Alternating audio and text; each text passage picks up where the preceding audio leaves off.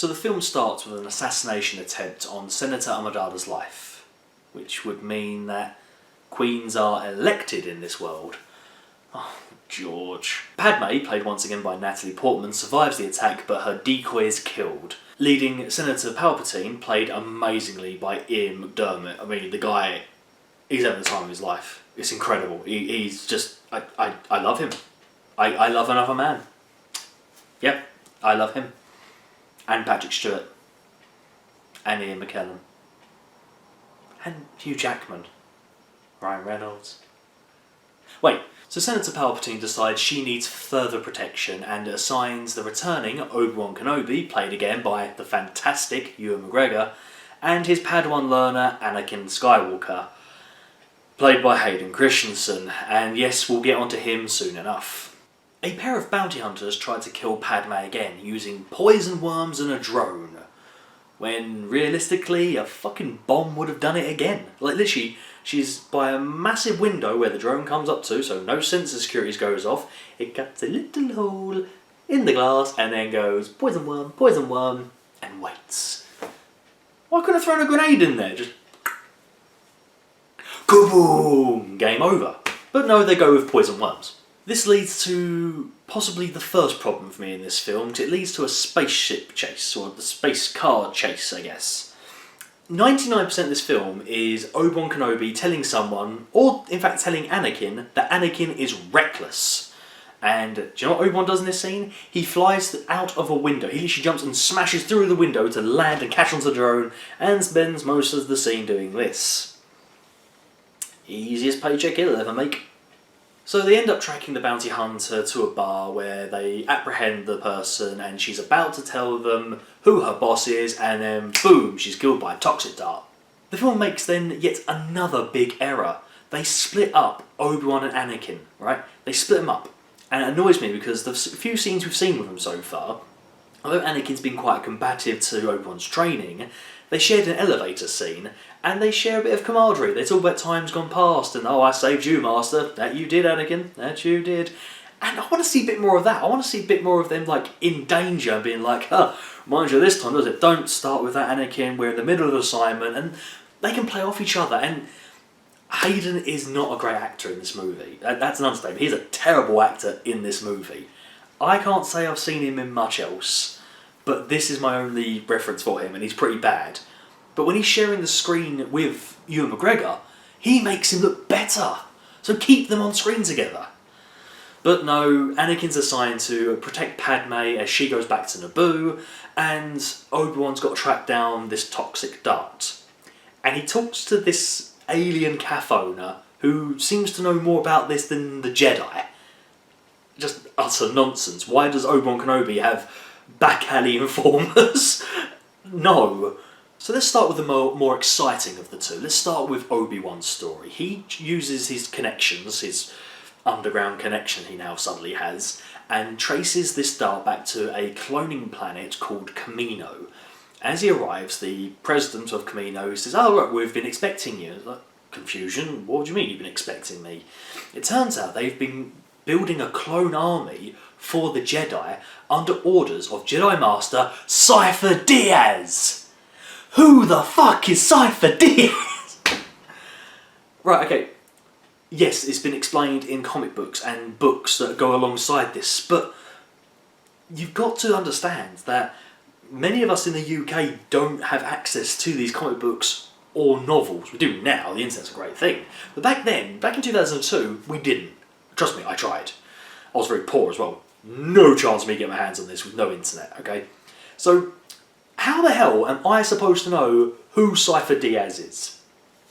Now, when I first saw this in cinema, the only information I get of Cypher Diaz is that he was killed nearly 10 years ago. Okay, Attack of the Clones is set 10 years after The Phantom Menace. Who was killed in The Phantom Menace? Qui-Gon Jinn! Now imagine that for just a moment. Qui-Gon Jinn was actually in league with the dark side of the Force.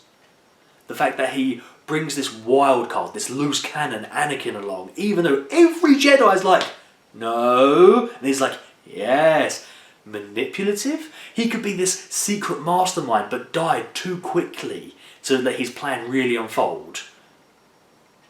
No, apparently, it's just some fucknugget we've never met before. But it turns out all the clones are based off of one template, a bounty hunter called Jango Fett. Yay. So Obi-Wan and Jango Fett get into this, I'll admit, it's slightly entertaining, this scuffle, the use of Force users versus jetpacks. It's pretty fun, actually. I'd always imagined seeing this with Boba Fett, but seeing it with Jango's fine enough, and you know what? Their spaceship battle isn't that bad either, but my problem being is that this is a Star Wars film. Why are these battles so, slightly entertaining, not so bad? They should be incredible. They should be gripping. They should be making me cream my panties. No, they're kind of boring. They're kind of lackluster and honestly, dull. Very, very dull. So yeah, that was the more interesting part of the two. Now we get Anakin and Padme, and they fall in love. Just like that. They're in love. Oh, they do converse. Badly. I mean, this on-screen coupling is... Oh, I've had rashes I felt more compatible with than them two on screen. It's awkward, it's like you're watching a children's play, like, go on, you know your line, kid, you can do it, and oh, they can't do this. Oh, it's bad bit of screen, I'm not gonna lie. Okay, look, the script is crap, the script is diabolical, but these actors, I don't know whether it's a case of they had nothing to go with, or they literally just went, like this, George, and George is like just flicking through his cash going, yeah, that's cool. Now, I've compiled a list of some of the lines of dialogue they used, so if you'll bear with me. I have thought about her every day since we parted. She covered the cameras. I don't think she liked me looking. You are exactly the way I remember you. In my dreams. I'm haunted by the kiss you should never have given me. You are in my very soul, tormenting me. These are the lines of a serial killer! I called it in the first film! He is dangerous! Oh my god, Mace Windu was right. This is... Oh god! I have been very unsuccessful in finding girlfriends, and I am very lucky to be with one now, and I don't know why. But my god, I wasn't this bad. Maybe I should have been. Maybe I should have been outright weird. But this is too much.